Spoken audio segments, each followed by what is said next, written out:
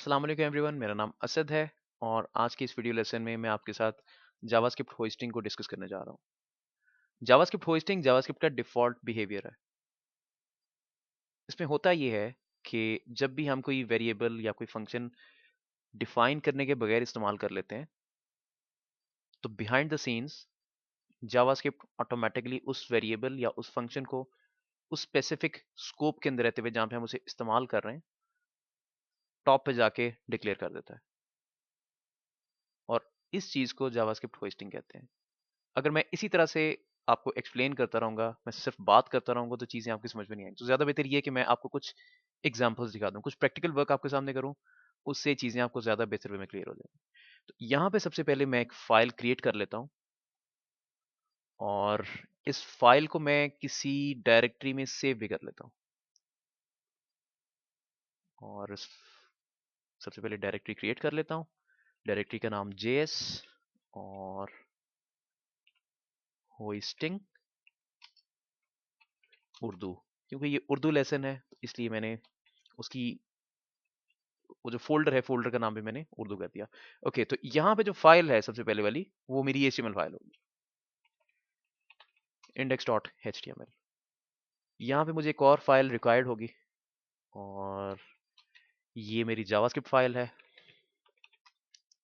script.js। तो quickly HTML वाली file पे मैं मार्कअप जनरेट कर लेता हूँ।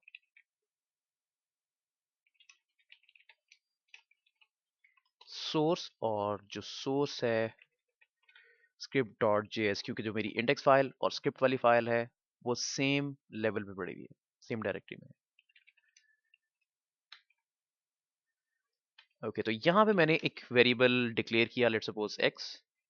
इस चीज को वेरिएबल डिक्लेरेशन कहते हैं और x इक्वल्स टू 25, इस चीज को वेरिएबल इनिशियलाइजेशन कहते हैं। ये आप सब लोग जानते होंगे, मुझे उम्मीद है, क्योंकि मेरी एजम्पशन ये है कि जो लोग इस वीडियो लेसन को देख रहे हैं उनकी जावास्क्रिप्ट के साथ बेसिक अंडरस्टैंडिंग है।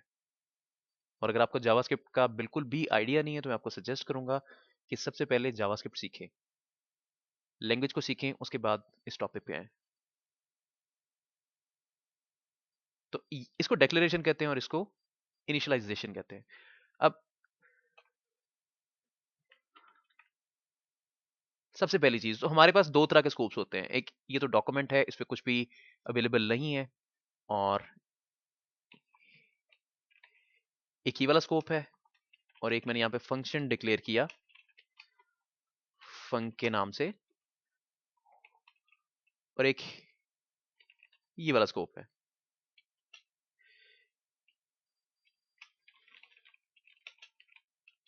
ये फंक्शन का लोकल स्कोप है, और ये वाला जो स्कोप है ये ग्लोबल स्कोप है, जो बाहर वाला है, ग्लोबल स्कोप। ये ग्लोबल कैसे है, यानी फॉर एग्जांपल मैं यहाँ पे अगर कोई वेरिएबल डिक्लेयर करता हूँ और इस वेरिएबल को मैं फंक्शन के अंदर इस्तेमाल करता हूँ,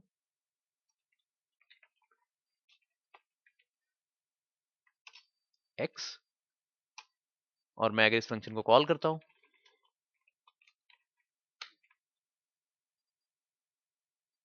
इसको ब्राउजर में देखते हैं।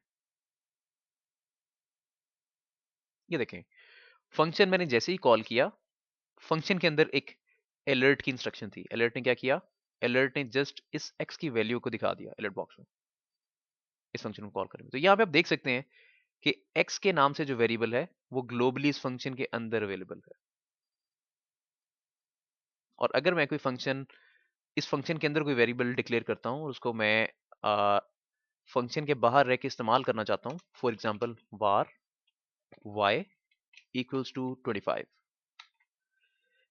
यहाँ पे मैंने फंक्शन के अंदर रहते हुए एक वेरिएबल डिक्लेयर किया जिसका नाम y है, उसके साथ ही मैंने इनिशियलाइज भी कर दिया 25 के साथ।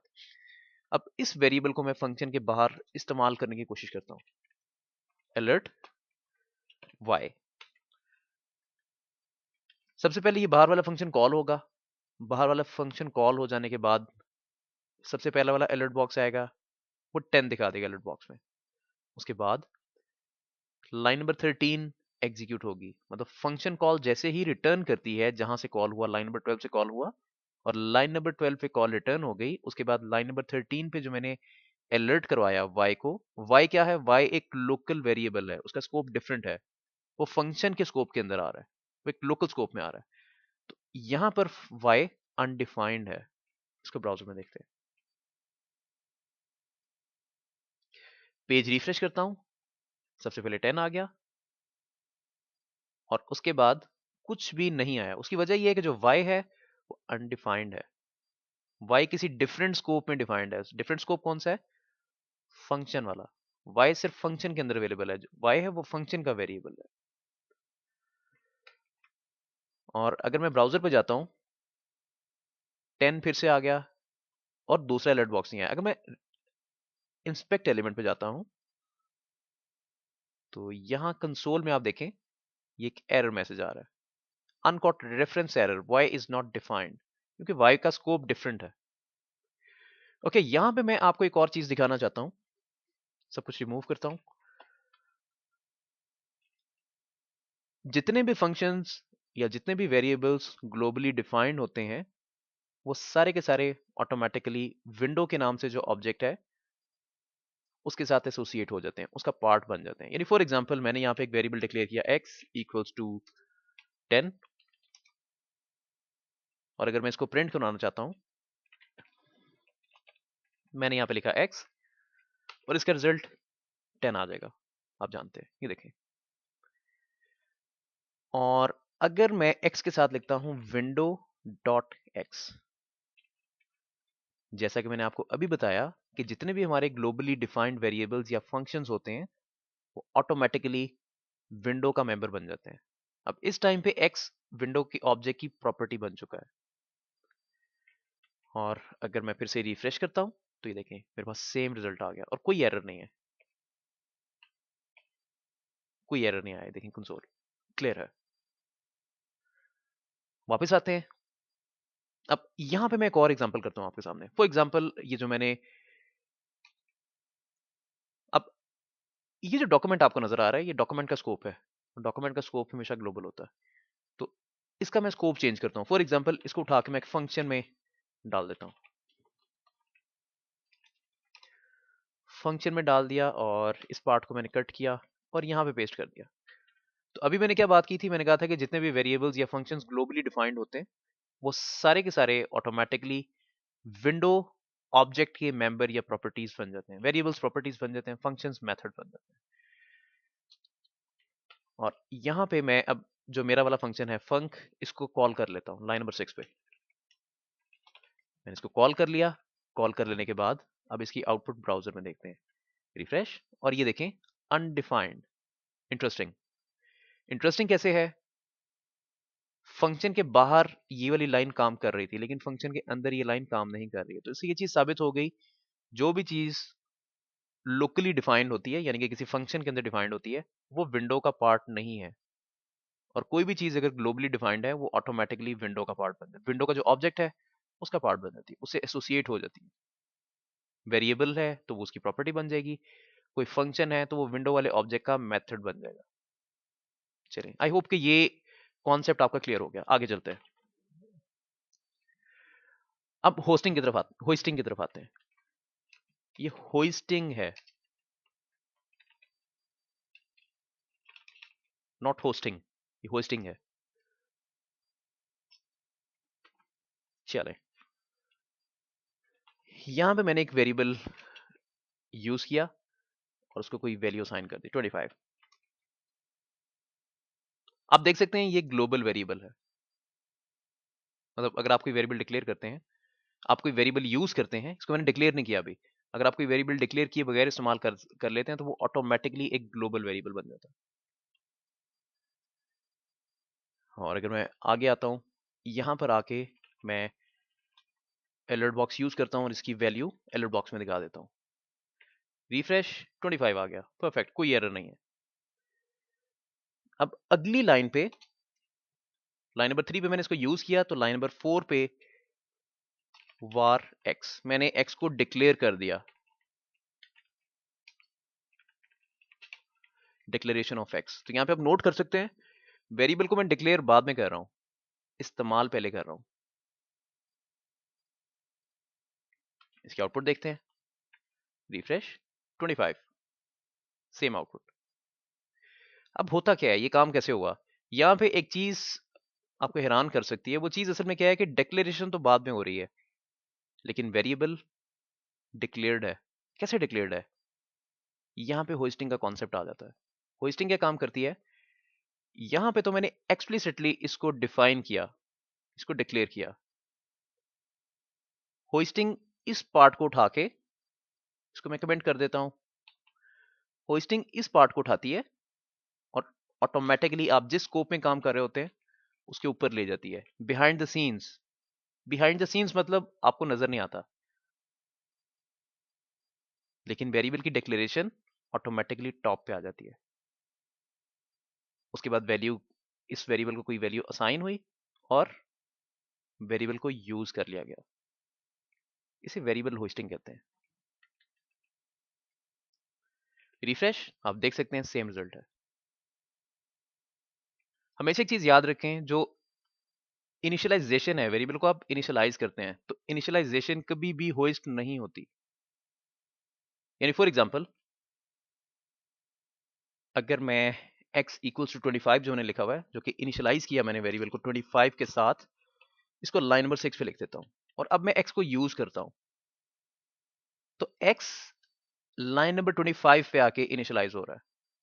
तो मैं इसको प्रिंट, इसको मैं अलर्ट करवा रहा हूं लाइन नंबर 4 पे, तो ये यहां पे अलर्ट नहीं होगा। मैंने भी बताया कि वेरिएबल्स की जो इनिशियलाइजेशंस हैं ये होस्ट नहीं होती हैं। यानी जिस तरह से फंक्शन की डिक्लेरेशन होस्ट होती है, function initialization, sorry variable initialization, ये वाला पार्ट कभी भी होस्ट नहीं होता।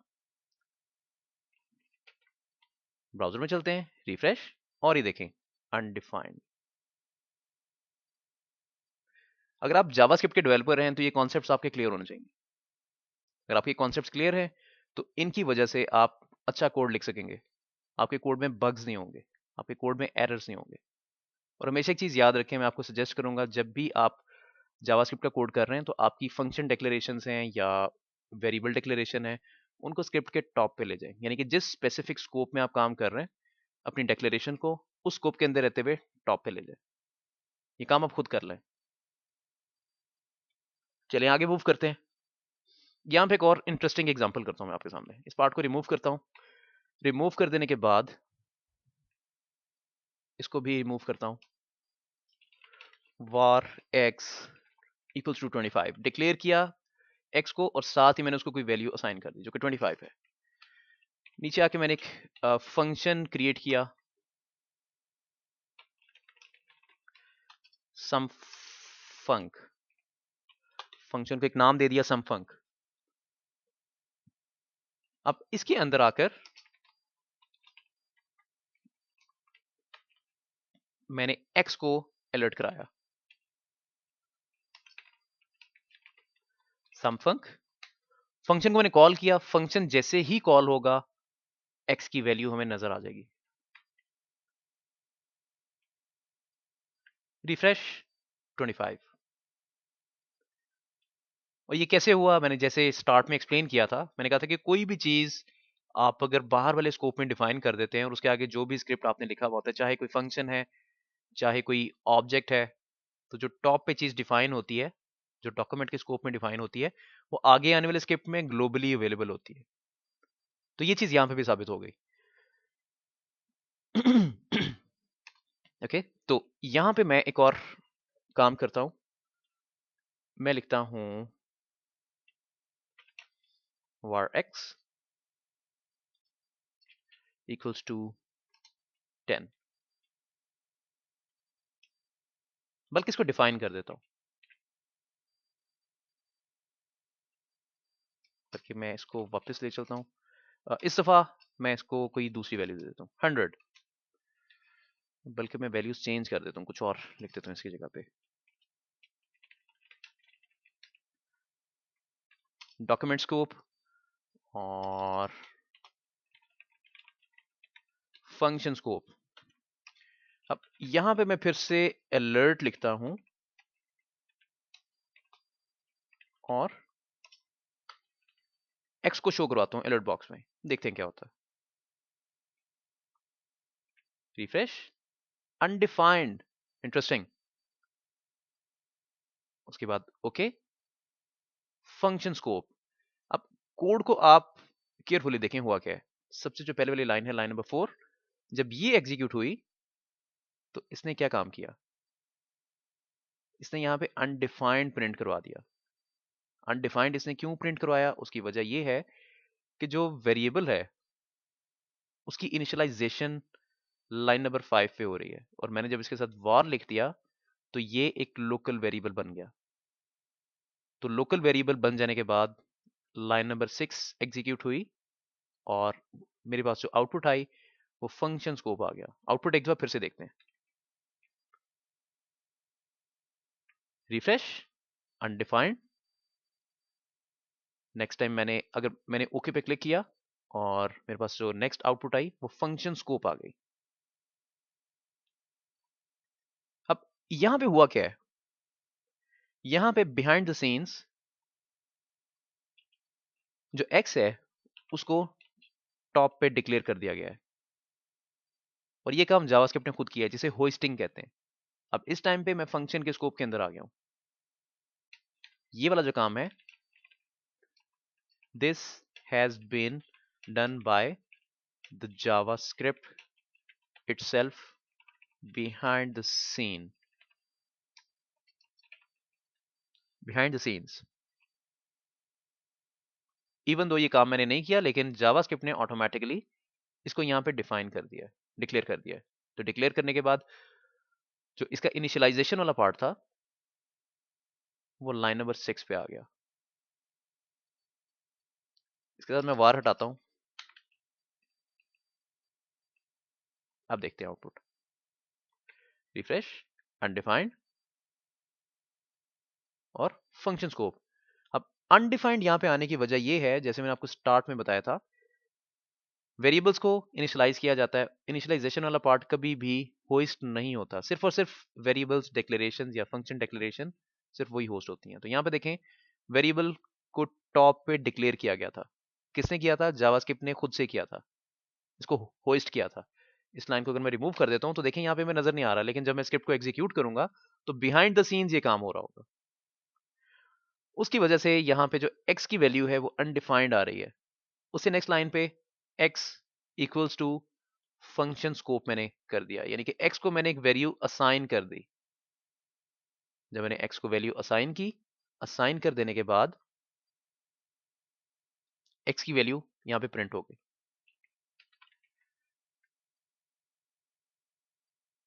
Document scope, function scope. तो यहाँ पे भी आप कंफ्यूज हो सकते हैं, क्योंकि मैं एक चीज मिस कर गया हूँ।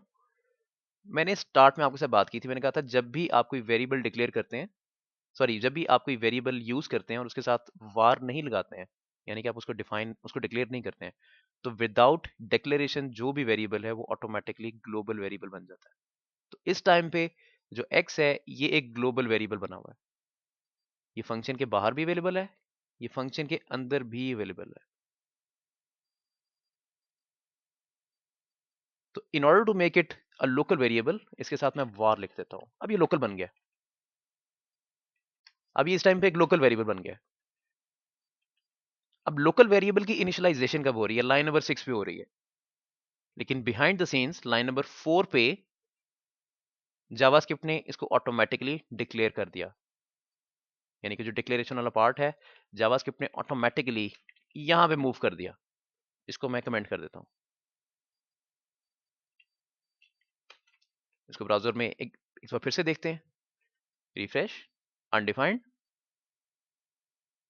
Next time function scope. I hope कि जितनी चीजें मैंने आपके साथ डिस्कस की हैं ये आपकी समझ में आ चुके होंगे। लेकिन अगर आपको फिर भी समझ नहीं आई, किसी जगह पे आप कंफ्यूज हैं, तो आप मुझसे कांटेक्ट कर सकते हैं, मुझसे क्वेश्चन कर सकते हैं, मैं क्लियर कर दूंगा। ओके, अब फंक्शन भी मैंने डिफाइन कर दिया। फंक्शन के अंदर आकर मैं इसको रिमूव कर देता हूँ और इसको भी रिमूव कर देता हूँ, इसकी जरूरत नहीं है। एक नॉर्मल फंक्शन बन गया। फंक्शन के अंदर एक वेरिएबल है जिसको मैंने डिक्लेयर किया, इनिशियलाइज भी कर दिया, और इसकी वैल्यू प्रिंट हो जाएगी अलर्ट बॉक्स के अंदर। Function scope. अब लेट सपोज मैं फंक्शन को ऊपर जाके कॉल कर लेता हूं।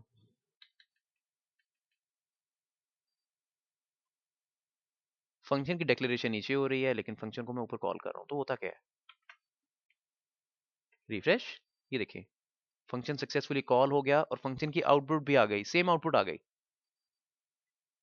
अब यहाँ पे क्या हुआ है? यहाँ पे भी वो सेम काम हुआ है।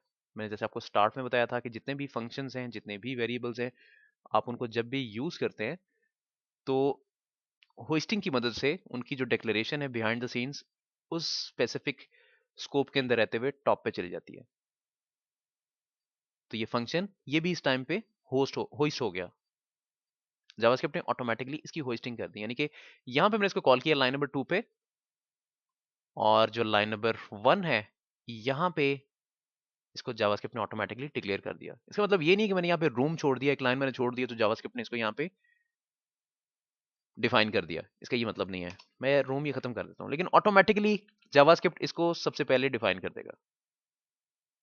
और फंक्शन डिफाइन हुआ, डिफाइन हो जाने के बाद कॉल हुआ और इसकी एग्जैक्ट आउटपुट आ गई। आई मीन अगर आप किसी दूसरी लैंग्वेज में काम कर रहे हैं तो कभी आप ट्राई करके देखिएगा, फंक्शन को नीचे जाके इंप्लीमेंट करें और उस फंक्शन को इंप्लीमेंट से पहले कॉल कर लें।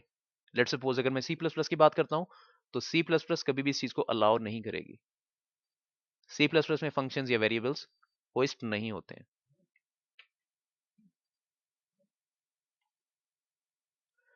चलें एक छोटी सी एग्जांपल मैं आपको यहाँ पे फंक्शन एक्सप्रेशन की भी दिखा देता हूँ।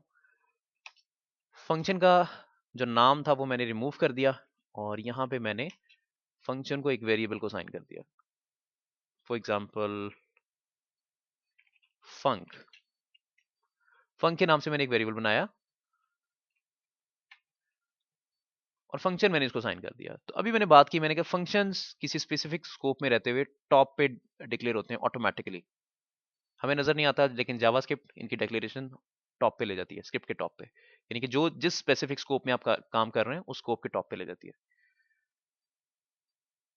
अब यहाँ पे ये एक वेरिएबल है, आप देख रहे हैं, उस वेरिएबल को मैंने ये फंक्शन असाइन किया, तो क्या काम हो रहा है? वेरिएबल को मैं इनिशियलाइज कर रहा हूँ।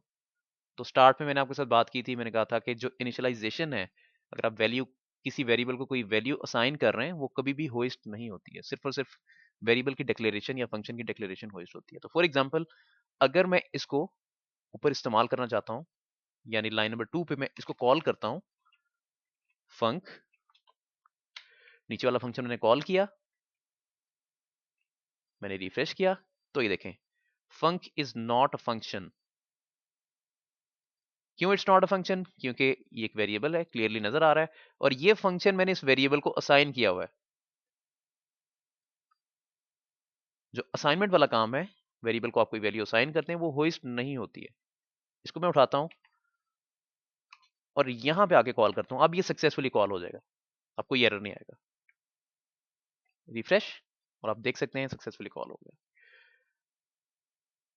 तो मैं उम्मीद करता हूं कि इस वीडियो लेसन में आपको होस्टिंग की समझ आ चुकी होगी, लेकिन अगर आपको स्टिल समझ नहीं आई है, किसी जगह पे आप कंफ्यूज हैं, तो आप मुझसे क्वेश्चन कर सकते हैं।